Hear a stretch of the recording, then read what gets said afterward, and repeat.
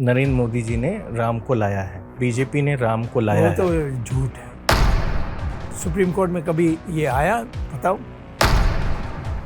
बनने के बाद ये मैंने किया और इसका उद्घाटन किया। अरे मंदिर का कभी उद्घाटन होता? मैं कहता हूँ कि इसने कुछ किया ही नहीं। वो चाइना से डरते हैं क्योंकि जब वो चीफ मिनिस्टर थे वो चाइना कई बार गए। जो आजकल फॉरेन मिनिस्टर है हमारी जयशंकर, वो दोनों जाकर वहाँ चाइनीज लेडीज को मिलकर आए। किस रिगार्डिंग? मौज करने के लिए गए थे। आप बड़ा आरोप लगा रहे हैं। तुम्हें शर्म है तो मत छापो। मोदी जैसे 420 देश में आपको मिलेगा नहीं। पर बीजेपी अभी तो आपकी बातों को ध्यान नहीं दे रही तो क्या है? तो उसके माने मैं बीजेपी में नहीं तो वो क्यों नहीं निकाल देते मुझे? राजनाथ सिंह या नितिन गडकरी ये सब लोग काफी मजबूत पॉलिटिशियन रहे। उनसे पहले नरेंद्र मोदी से अभी पहले बोल रहे हैं। मैंने जब राजनाथ से पूछा, कहता है स्वामी तुम जानते हो तुम्हारा कल्चर और मेरा कल्चर में फर्क। क्या फर्क है? बॉस को नाराज नहीं करना है।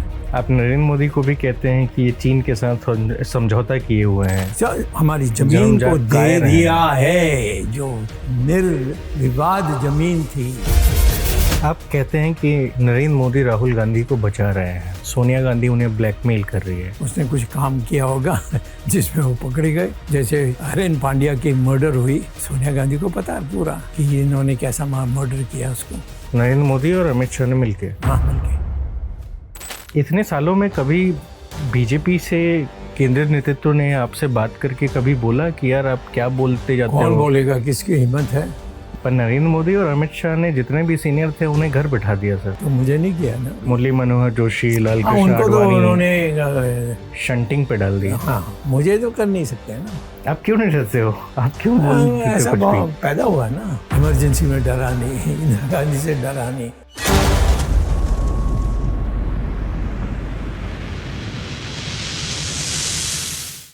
थोड़ा करीब आइए। पीपल्स अफेयर आपको कैसा लग रहा है? एक्चुअली मैं आज इस तरीके से इसलिए आया हूँ क्योंकि 8 महीने से अधिक हो गया सॉल्ट को बने हुए, और आप लोगों ने बहुत प्यार दिया, बहुत हमें संवारा, सहेजा। अब हम नेक्स्ट स्टेप आगे बढ़ रहे हैं और हम चाहते हैं कि आप सॉल्ट को इमीडिएट फॉलो करना शुरू करें। जो एंड में बोलते थे वो पहले बोल रहे हैं, और साथ ही हमारा यूट्यूब पे ज्वाइन बटन आ गया है, तो आप हमारी मेंबरशिप भी ले सकते हैं ज्वाइन बटन से ज्वाइन करने के बाद। और आग्रह है कि ज़्यादा से ज़्यादा लोगों को इंटरव्यू शेयर करिए और रील्स शेयर कीजिए। फेसबुक और ट्विटर और इंस्टाग्राम पे भी आप हमें फॉलो करिए, और यूट्यूब का सब्सक्राइब करना मत भूलिए। चलिए अब पीछे जाइए और जाके इंटरव्यू एंजॉय करिए। शुक्रिया। डॉक्टर स्वामी, 2017 में आपने अहमदाबाद में चार्टर्ड अकाउंटेंट्स के कार्यक्रम में कहा था कि CSO जो भारत के हैं वो GDP के आंकड़े को बहुत गलत तरीके से पेश करते हैं, बोगस है। 2017 से 2026 तक आपकी मूल आपत्ति लगभग वही रही सरकार से, इसके इतर नहीं हुई। मेरा सवाल है कि अगर GDP के सरकारी आंकड़े गलत है तो आपके हिसाब से सही आंकड़ा क्या है, और आपने उस सही आंकड़े को देश के सामने लाने के लिए क्या किया? आंकड़े की बात करोगे तो आंकड़े किससे बनती हैं? उसको पहले तय करना चाहिए। जो आउटपुट हुआ देश में वो कई जगह में बाद में जाकर किसी और में इनपुट बन जाती है। तो दोनों आउटपुट और इनपुट दोनों को आप जोड़ नहीं सकते। जब आप सपोजिंग GDP का तय करना है तो उस समय नंबर 1 का ये देखेंगे कि वो किसी और से उसको लेकर बनाई है, तो उसका नेट कराना पड़ेगा। ऑल इसको माइनस करके जो बाकी है उसको नेट आउटपुट कहते हैं। Net output, not gross. और नेट आउटपुट को जोड़कर GDP बनती है। तो इस नेट आउटपुट में आप कुछ कितना भी धांधली कर सकते हैं। उसमें ऐसी चीज़ें जोड़ दें जो दूसरे में भी जोड़ा हुआ है। तो ये नेट आउटपुट की जो है, वो उसमें किसी को जो भी सरकार में हैं या उनके सेंट्रल स्टैटिस्टिकल ऑर्गेनाइजेशन में हैं, उनको हिम्मत होनी चाहिए कि भाई आप ये जो दे रहे हैं इसमें तो डबल हो रहा है। नहीं कहते हैं। जो मोदी कर रहा है ये सारी चीज़ों में मुझे मेरे से बैठा दो, मैं कह दूंगा उसकी ग्रोथ रेट 3% से ज़्यादा नहीं है या 4% से ज़्यादा नहीं है। वो कहता है 6% भी कुछ नहीं है हमारी, हमें तो 9% 8% होनी चाहिए जिस हालात में हैं हम। तो ये है इसी की।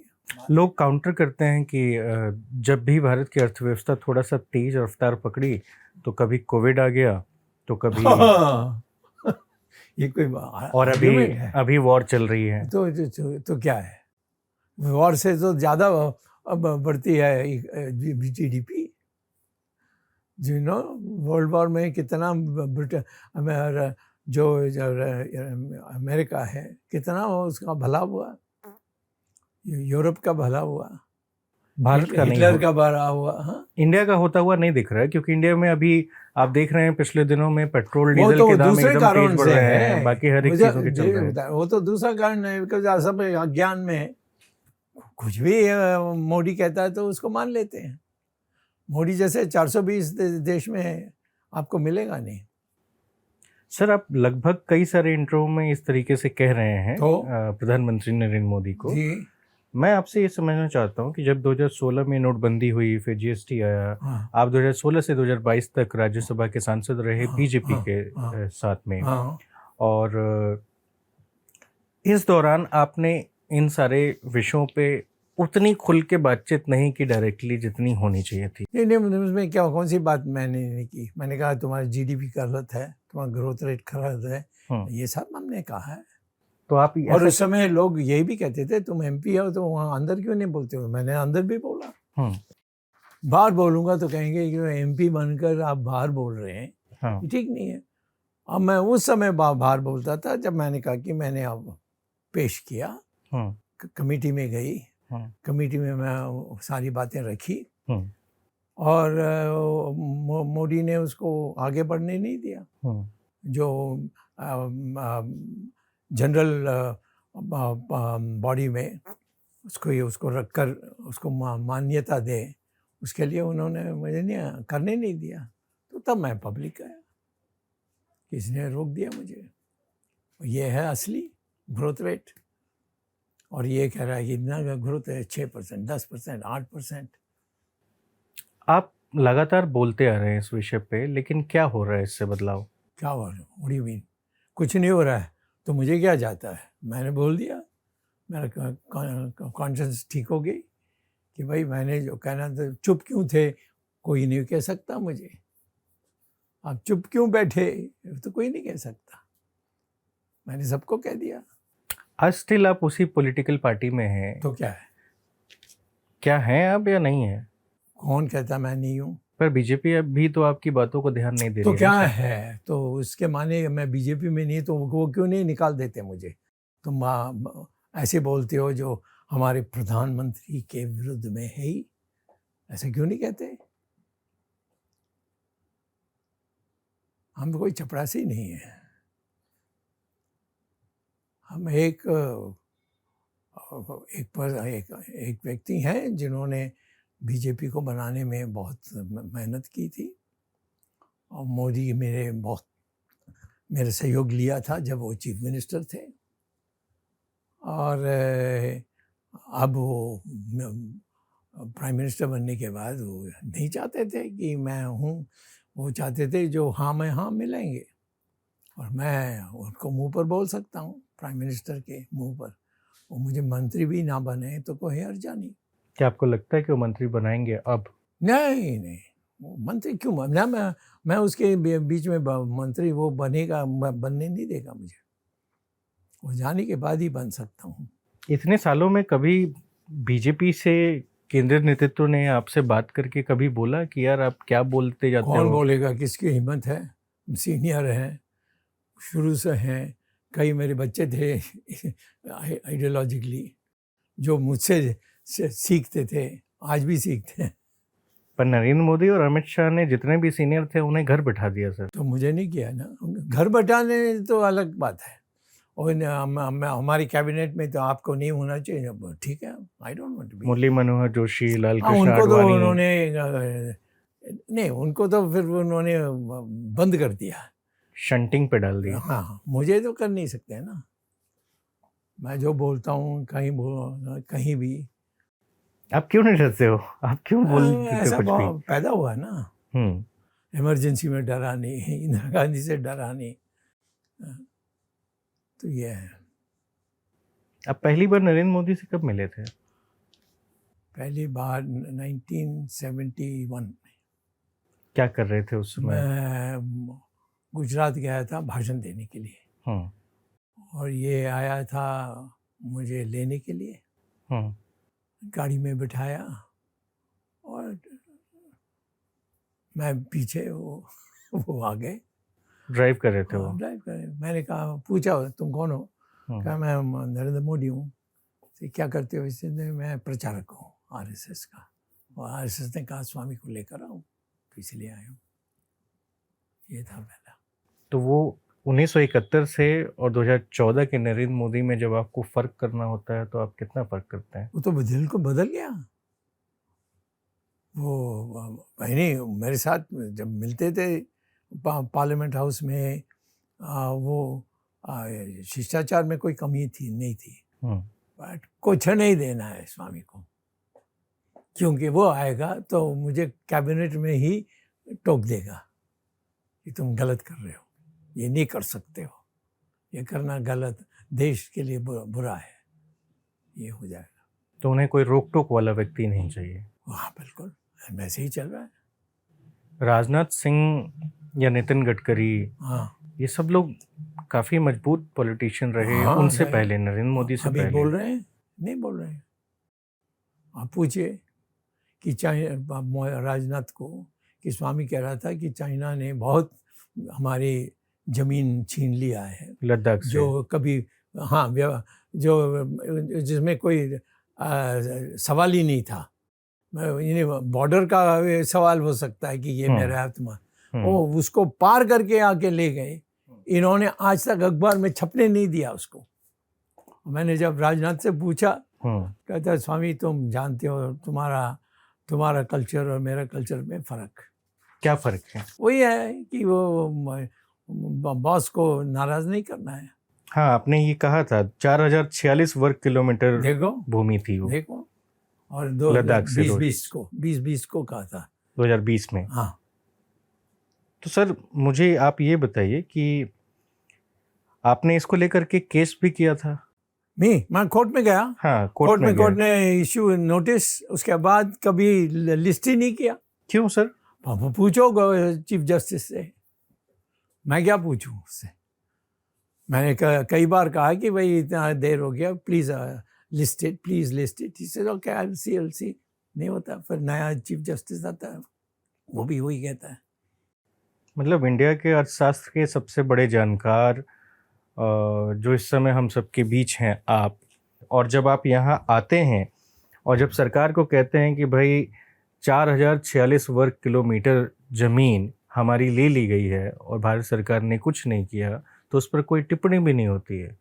टिप्पणी ने मोदी ने कुछ मजाक किया था उसमें, कभी कोई ऐसा कुछ, it was a cheap matter, so it hasn't stuck with me. तो मैं कहता हूँ कि उसने कुछ किया ही नहीं। वो चाइना से डरते हैं, क्योंकि जब वो चीफ मिनिस्टर थे वो चाइना कई बार गए। ये जो आजकल फॉरेन मिनिस्टर है हमारी, जयशंकर, और दोनों जाकर वहाँ चाइनीज लेडीज को मिलकर आए, बस, और कुछ नहीं किया। किस रिगार्डिंग? चाइनीज वुमेन के साथ उनका यानी मौज करने के लिए गए थे। आप बड़ा आरोप लगा रहे हैं। बहुत बड़ा। तुम्हें शर्म है तो मत छापो। और अगर उन लोगों ने आपके ऊपर मानहानि का केस कर दिया, क्यों नहीं कर रहे हैं? बताइए, आप बताइए। मैं आज कहता हूँ बनाओ, करो।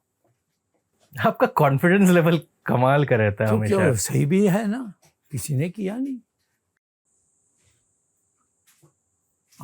आपको लगता होगा कि भाई हम पिट जाएंगे, ये है वो है, कुछ नहीं।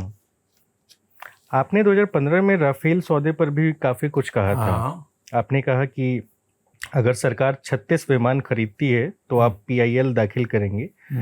वह पीआईएल अभी तक कहाँ है? वही लगा हुआ है, कोर्ट में आगे नहीं बढ़ रही है। फिर ऑपरेशन सिंदूर में आपने कहा था कि पाकिस्तान ने राफेल विमान गिराए हैं, तो आपने कहा कि मोदी शाह पर जवाबदेही का सवाल उठाया।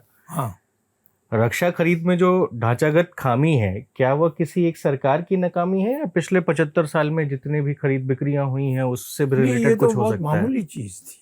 कैसे? पाकिस्तान हमारे देश के अंदर आए और उनके लोगों ने कई महिलाओं को क्या कहे वो उनके पति को उड़ा दिया और फिर चले गए।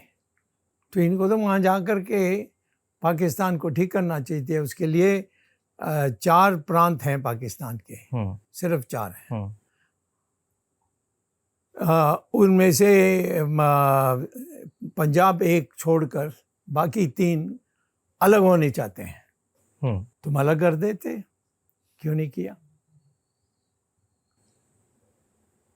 और जब इसमें ट्रम्प या कोई भी विदेशी नेता ने आकर कहा, mister mind your status, you can not fight Pakistan, call it of.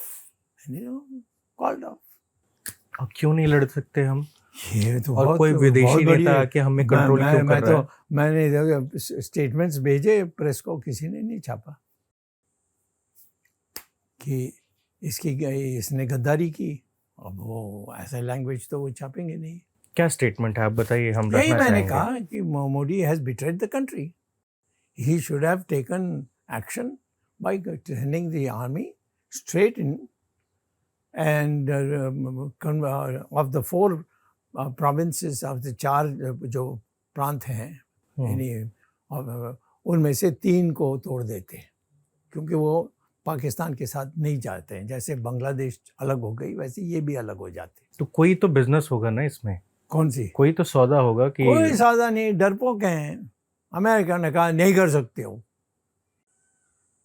Trump ने खुद उसको फोन किया, बंद करो इसको, बंद कर दिया। डॉक्टर स्वामी, एक और बात, मैं आपका एक और इंटरव्यू देख रहा था जिसमें आपने आरोप लगाया कि अमित शाह का हाथ है, मतलब जज लोया के मृत्यु में, हत्या में, मर्डर। ये आप कैसे कहते हैं? कुछ मैं जानता हूँ, और मैं कैसे जानता हूँ जानते हैं उनके परिवार ने क्या कहा, मैं जानता हूँ वहाँ की पुलिस ने मुझे क्या बताया, जो नागपुर के पास है। सब टेस्ट होने के बाद ही भारत के गृह मंत्री पे आरोप लगाते हैं। लगा रहा है, तो तुम्हें क्या है, तुम्हारा कोई रिश्ता है उसके साथ? तो फिर क्यों ऐसे पूछ रहे हो? किया तो क्या है, पकड़ा गया और उसमें केस को बंद करके रोका है। अभी it is still in the stage of being taken by the court. तो मैं जानता हूँ कभी नहीं आएगा कोर्ट में जब तक ये है। आप नरेंद्र मोदी को भी कहते हैं कि ये चीन के साथ समझौता किए हुए हैं, हमारी जमीन को दे दिया है, जो निर्विवाद जमीन थी, और उसको दबा के रखा है कि वो किसी को दिखाएंगे नहीं। आज तक चाइना को जो मोदी ने दिया है, जो हमारी जमीन है, जो निर्विवाद जमीन है, उसको खुलासा नहीं किया। आप कहते हैं कि नरेंद्र मोदी राहुल गांधी को बचा रहे हैं, सोनिया गांधी उन्हें ब्लैकमेल कर रही है, क्या ऐसा कोई वीडियो है, कोई प्रूफ है, कोई लेटर है ऐसा कोई जिससे उनको? आपसे नहीं मांग रहा हूँ। हाँ, आपने देखा होगा, कुछ तो पढ़ा होगा। क्या होगा? कैसे सोनिया गांधी उनको ब्लैकमेल कर रही हैं? वो कुछ होगा, जैसे उसने कुछ काम किया होगा जिसमें वो पकड़े गए। जैसे हरेन पांड्या की मर्डर हुई, सोनिया गांधी को पता है पूरा कि इन्होंने कैसा मर्डर किया उसको। इनको अरेस्ट नहीं किया और इसने किया, उसके वो जो मोटू है अमित शाह, दोनों ने किया। नरेंद्र मोदी और अमित शाह ने मिलके। हाँ, मिलके उसको जान से मारा। हरेन Pandya, most popular leader of BJP in Gujarat. Yes. कोई कुछ नहीं, कोई नो कोई कौन किसने किया, क्या किया, कैसे कह सकते हैं ये दोनों ने किया। अब मैं ओपनली कह रहा हूँ। आपने एक बार कहा था कि भारत, इजराइल और अमेरिका को मिलकर हिंसक मुसलमानों का सफाया करना चाहिए। जी। यह बयान अंतर्राष्ट्रीय स्तर पर वायरल भी हुआ। सवाल सिंपल है कि भारत में 20 करोड़ मुसलमान नागरिक हैं जो इस देश की सेना में भी हैं, तो आईआईटी और इसरो में भी हैं। तो क्या है? तो आप उनको मारने के लिए तो नहीं कह रहा हूँ, मैं पाकिस्तान की बात कर रहा हूँ। पाकिस्तान के वो मुसलमानों का सफाया आप क्यों करना चाहेंगे? क्योंकि वो हमारे कुछ ना कुछ गड़बड़ करते रहते हैं। तो सारे मुसलमान करते हैं? नहीं, सारे को मुसलमान की जरूरत तो बाकी सरेंडर कर जाएंगे, फिर उनको कहेंगे ठीक है ये हमारी पर क्या ये मानवता का पैमाना है? मानवता, what do you mean by मानवता? मैंने कहा युद्ध होगा तो करेंगे, और युद्ध करने के लिए हम कहेंगे कि तुमने ये किया। पाकिस्तान ने कितना चीज़ किया, कितना कश्मीर का हिस्सा उन्होंने हड़प लिया है, ये तो हमारा है। ये तो माउंटबेटन के टाइम में ही तय हो गया था, ये whole of Kashmir is part of India. इन्होंने उसको हड़प कर बैठ गए, उसको किसी को हिम्मत नहीं है खाली करने के लिए। और कभी कभी उनके यानी पुरुषों को हालात ख़राब करते हैं, और उनके जो पत्नी हैं वो देखते रह गए, रोते रोते रह गए, जैसा हुआ था कश्मीर में। कश्मीर तुम्हारा है कि ये लोग ऐसे कभी भी आ सकते हैं, ऐसा करके चले जा सकते हैं। आप नपुंसक है तो मैं क्या करूं? तो मतलब आपको पाकिस्तानी मुसलमान पसंद नहीं? पाकिस्तान हिंदू वहाँ उनके साथ है तो वो भी पसंद नहीं है, मैं पाकिस्तान पसंद नहीं है। हिंदुस्तान में सवाल हो नहीं सकता। पर ये कंफ्यूजिंग हो जाता है कि हिंसक कंफ्यूजिंग तो आपका होता है कि आप मुस्लिम के विरोध में हैं। मैंने कभी की नहीं कहा कि मैं मुस्लिम का विरोध में हूँ। मैंने कहा कि चार महिलाओं को आप रखोगे तो मैं नहीं अलाउ करूँगा, और आप सिर्फ तलाक कह के लोगों को निकालोगे वो भी मैं नहीं अलाउ करूँगा। 2011 में हार्वर्ड ने आपके समर कोर्स इसलिए बंद कर दिए क्योंकि आपने एक लेख लिखा था, मुसलमान अपने हिंदू पूर्वजता को स्वीकार नहीं करते, उन्हें मतदान का अधिकार नहीं होना चाहिए। हाँ, इस वजह से। हाँ ठीक है, मुझे कोई हार्वर्ड का मैं उनके लिए अच्छा कर रहा था कि मेरे जो भी मैं टीचिंग करता था इतनी ज़बरदस्त उसकी मांग थी, और इन्होंने वहाँ के जो डिपार्टमेंट इकोनॉमिक्स ने विरोध किया, कहा ये स्वामी जैसा हम नहीं मिल सकता, ये हमारा स्टूडेंट था, पीएचडी यहाँ से लिया, प्रोफेसर यहाँ रहा, और इसके लिए टीचिंग में हमारे लिए बहुत अच्छा होता, तो इसको हर साल एक सेमेस्टर में बुलाएंगे। तो नहीं, वो ये जो लेडीज़ थे जो इंडिया आते थे यहाँ, पता नहीं है उस समय सोनिया गांधी यहाँ पावर में थी, सब मिलकर कहा कि इसका हार्वर्ड का बंद करो, क्योंकि हार्वर्ड से इसका नाम होता है। तो मैंने कहा बंद करो। किसी ने कहा कि जाके अपील कर दो, वो रिजेक्ट हो जाएगा उसका। मैंने कहा मैं नहीं करूँगा, उनकी कहने पर मैं गया। वो कहते नहीं हम नहीं आना, अब नहीं आना है तो नहीं आऊँगा, मेरा क्या जाता है। मैं तो इंडिया, वैसे हार्वर्ड में प्रोफेसर था, उसको छोड़कर मैं इंडिया आया। तो जब मैं वहाँ इंडिया, फिर उन्होंने कहा कि एक सेमेस्टर आ जाओ हर साल, तो एक सेमेस्टर में क्या 11 साल मैंने ऐसा किया था। सर 2012 में कैरवान में एक विस्तृत इंटरव्यू में आपने खुद बताया था कि आपकी बेटी सुहासिनी आपके बारे में कोई रिपोर्ट ऑन एयर नहीं पढ़ती हैं। मेरे यहाँ नेचुरली वो मेरा नाम कभी नहीं आना चाहिए कि पति के लिए उन्होंने कुछ किया या बेटे के लिए किया या बाप के लिए किया, ये उसको कभी नहीं मजबूर करना चाहिए।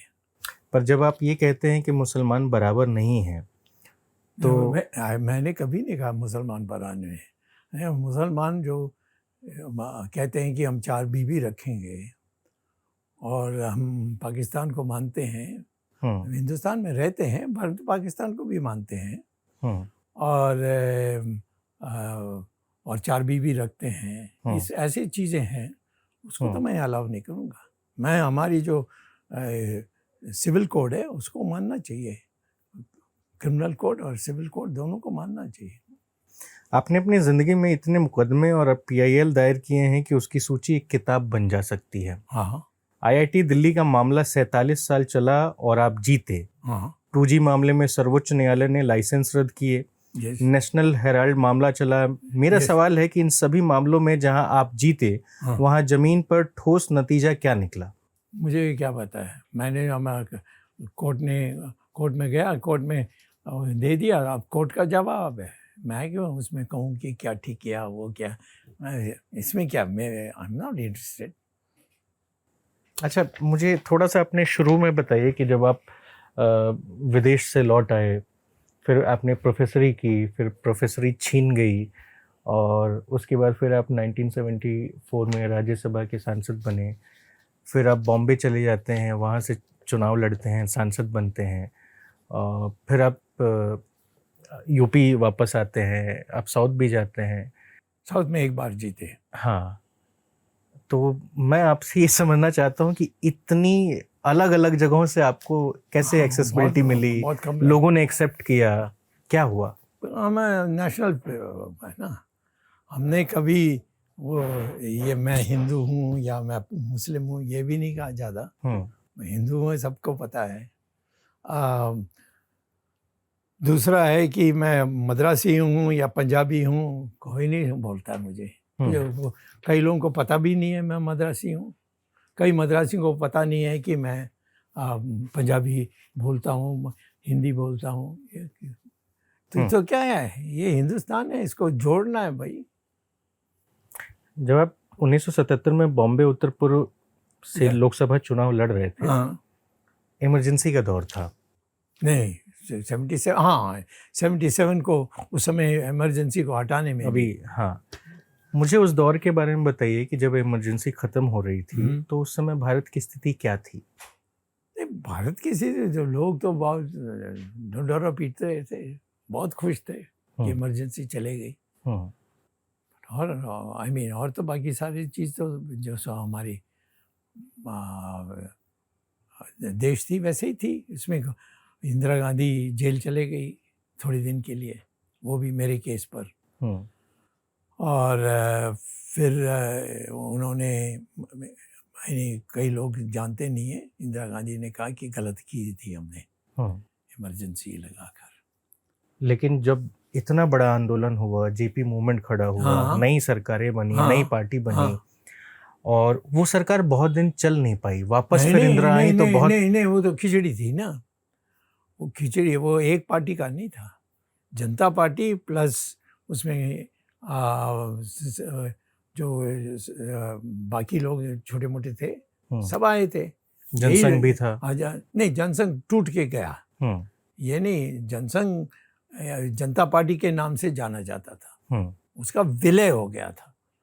पर भाजपा को इंदिरा गांधी ने उसको समझाया कि भाई तुम अलग करो और हम आपको मदद करेंगे। क्या मदद किया मैं नहीं जानता, बट वाजपेयी ने तोड़कर चले गए।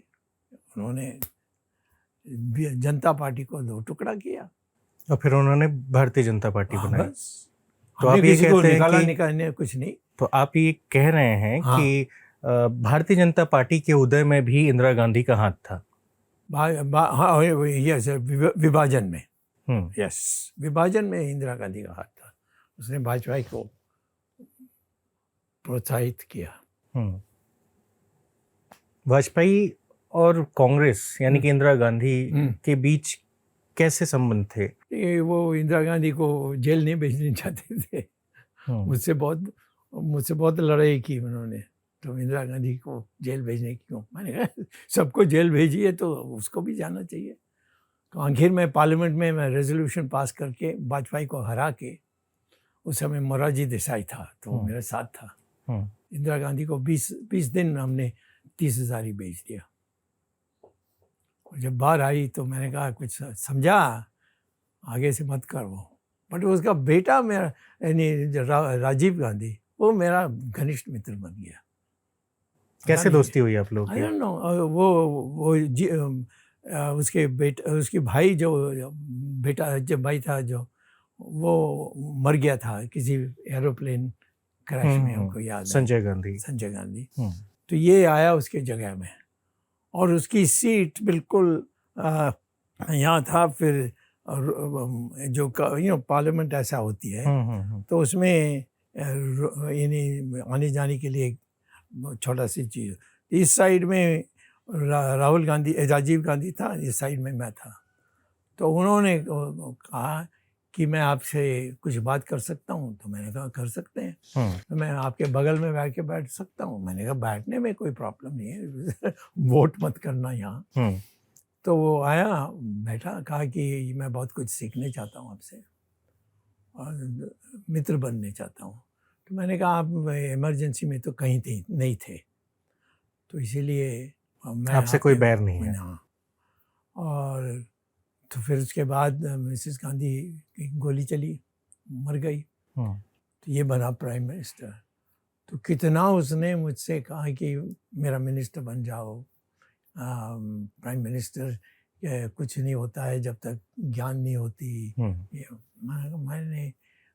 मैं बीजेपी को नहीं छोड़ने, जनता पार्टी को नहीं छोड़ने वाला हूँ। जनता पार्टी बाद में बीजेपी के नाम से जाना गया। तो परंतु हम मित्र रहेंगे। तो बीजेपी के लोग कहते थे ये क्या है, स्वामी को जाकर मिलता है। वो तो उस समय प्राइम मिनिस्टर बन गया था, राजीव गांधी। वो मेरे बिना कुछ नहीं करता था। मैंने कहा था उसको कि ये मंदिरों का इलाज करो और राम मंदिर को छुड़वाओ। और राम मंदिर में जो वहाँ उत्तर प्रदेश में ताला तोड़ के दे दिया मेरे कहने पर। सबको if you go and read it, that you'll know that it is I who played the role.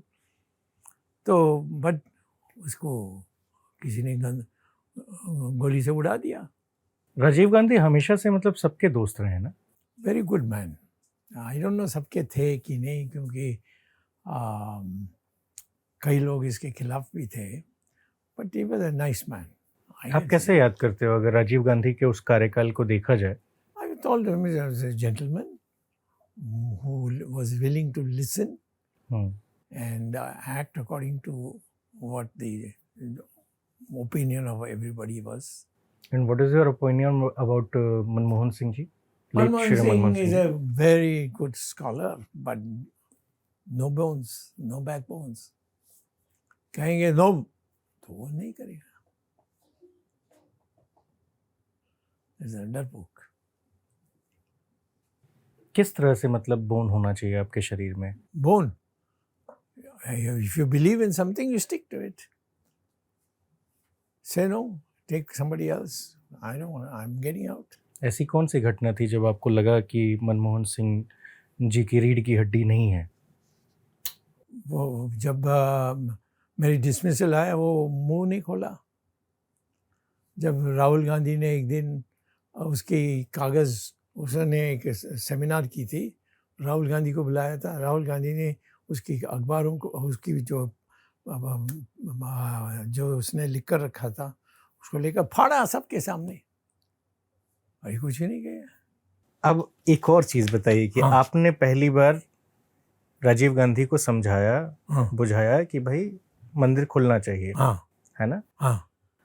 उसके बाद फिर कट्टू जब राम मंदिर बन जाता है तो लोग कहते हैं जो नरेंद्र मोदी जी ने राम को लाया है, बीजेपी ने राम को लाया है। वो तो झूठ है। मैं बता रहा हूँ, कहीं नहीं था, कोर्ट में, पार्लियामेंट में, यानी सुप्रीम कोर्ट में कभी ये आया बताओ? एक बार भी कभी नहीं आया। जब मैं जीता सुप्रीम कोर्ट में कि उसको रिस्टोर करना चाहिए, तब ये आया। और प्रचार में आप जैसे लोग 5 मिनट में इधर से उधर हो सकते हैं, क्योंकि आप जानते नहीं हैं। कोई नहीं आकर मुझसे पूछा कि आपका क्या रोल था, क्योंकि उनको पता था कि मोदी उसको पसंद नहीं करेगा, क्योंकि वो प्राइम मिनिस्टर हो गए थे उस समय, समझे। और उसने जाकर डंडोरा पीटा, ये सब किया। एक दिन भगवान उसको सजा देगा इसके लिए। जिसने विरोध किया, कहा कि नहीं ये नहीं होना चाहिए, और पार्लियामेंट में यानी सुप्रीम कोर्ट में गया विरोध करने के लिए, बट सुप्रीम कोर्ट ने इसकी बात नहीं मानी। तब ये इसने जाकर मैंने किया। कुछ जो साधु संत जिन्होंने वो बनाई थी वहाँ, वो जैसे तमिलनाडु के, जाकर पूछिए कि ये मोदी ने किया, कोई अच्छा नहीं किया। बनने के बाद ये मैंने किया और इसका उद्घाटन किया। अरे मंदिर का कभी उद्घाटन होता? आजकल ये जो नया फ्री बीज वाला कल्चर शुरू हुआ है पूरे देश भर में, जितनी भी पॉलिटिकल पार्टियां हैं, वो सब अपने अपने चुनाव में मुफ्त में ये देंगे, मुफ्त में ये देंगे, मुफ्त में ये देंगे। मैं विरुद्ध में हूँ उसमें। विरुद्ध में है? हाँ, विरोध में। आपका मतलब लॉजिक क्या है विरोध में जाने का? नहीं, जो कोई कुछ बनाता है तो उसको इसको किराए देनी चाहिए। अब आप सरकार कहकर मुफ्त में दे देती है, तो इसके माने कहीं ना कहीं तुमसे टैक्स ले लेंगे। तो वो तो कंटिन्यूसली तो ले ही रहे हैं टैक्स। तो कर रहे हैं ना। तो मैं कहता हूँ ये तो बेईमानी है। पर मुफ्त देना और बेसिक फैसिलिटीज को क्रिएट करना, मुफ्त नहीं देना चाहिए। सिर्फ इतना है कि कोई बाढ़ आ जाए, उसमें आपको उनको उठा कर बाहर ला रहे हैं, उसमें आपको नहीं देना है। हाँ, वो एक अपलिफ्टिंग हो गई। नहीं, अपलिफ्टिंग नहीं, उनकी सारी चीज़ें चले गई पानी में, तो उनको दोबारा खड़े होने के लिए कुछ देना चाहिए, और फिर उसके बाद वो करेंगे अपने आप। हम लोग क्या कर रहे हैं कि हम फ्रीबीज के नाम पे सब चीज दे रहे हैं, फ्रीबीज, लेकिन ना ही हम बेसिक एजुकेशन सिस्टम को सुधार रहे हैं, ना हम हेल्थ केयर को बेहतर कर रहे हैं। ये तो आप रोते रहिए, मैं क्या करूं, ये मेरे हाथ में नहीं है। मैं जानता हूं कि ये क्या है। जब अनपढ़ आदमी प्रधानमंत्री बन जाता है तो फिर नेचुरली उसको ठीक से नहीं पता होगा कि शिक्षा कैसे देनी चाहिए। एक और आखिरी सवाल जी। अभी जो वर्तमान में पूरे देश की राजनीति चल रही है, राहुल गांधी पहले से बहुत बेहतर हुए हैं, ऐसा लोग कह रहे हैं। अच्छा, कौन लोग?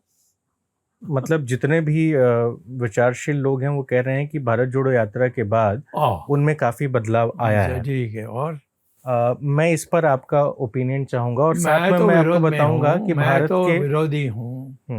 मैं बीजेपी में हूँ। मैं कभी इस कांग्रेस पार्टी का कितना भी आप प्रशंसा करोगे, मैं मानूंगा नहीं। उनको ध्वस्त करने के लिए मैं कभी भी मौका मिले तो मैं उसको ध्वस्त कर दूंगा। और कहना राहुल गांधी बदल गया। हाँ, राजीव गांधी के बारे में एक्सेप्शन किया था, बट उसको गोली से मार दिया।